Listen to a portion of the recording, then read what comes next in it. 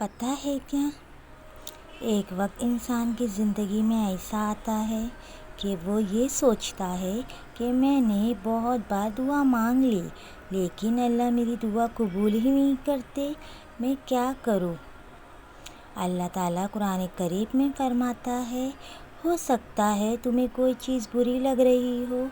لیکن تمہارے لیے وہ بہتر ہو، اور ہو سکتا ہے تمہیں کوئی چیز اچھی لگ رہی ہو لیکن وہ تمہارے لیے بہت بری ہو۔ اللہ بہتر جانتے ہیں، تم نہیں جانتے۔ یہ جو جملے ہیں نا، چلو جو ہوا بہتر ہوگا، چلو جو ہوگا بہتر ہوگا، جتنا میں کر سکتا ہوں اتنا میں نے کیا ہے، باقی اللہ سنبھال لے گا،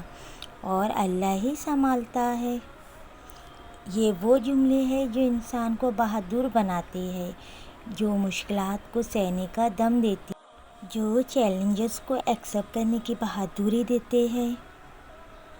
جو رسک لینے پر انسان کو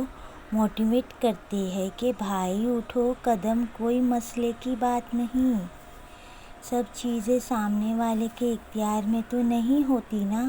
اوپر اللہ ہے جو ساری چیزیں دیکھ رہا ہے، اور ضروری تو نہیں جو چیز چاہتے ہو وہ رزق کر کے اللہ سے مانگی جائے۔ یہ یقین بھی تو کافی ہے کہ میری تقدیر اللہ نے لکھی ہے، اگر میری ماں لکھتی تو دنیا جہاں کی ہر خوشی میرے لیے لکھ دیتی، لیکن وہ تو رب ہے جو مجھے 70 ماؤں سے بھی زیادہ پیار کرتا ہے، وہ مجھے میری خوشی سے کیسے دور کر سکتا؟ اور جانتے ہو، کبھی کبھی انسان بے حد ٹوٹ جاتا ہے جب اسے لگتا ہے کہ اللہ نے اسے وہ چیز نہیں دی جو اس نے اللہ سے مانگی تھی، مگر یہ وقتی ٹوٹنا کبھی اسے اللہ کے قریب کر دیتا ہے اور کبھی دور،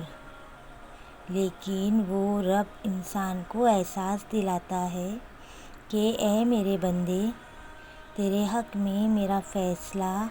تیری چاہتوں سے بہتر ہے، اور جو فیصلہ میرا رب کرتا ہے،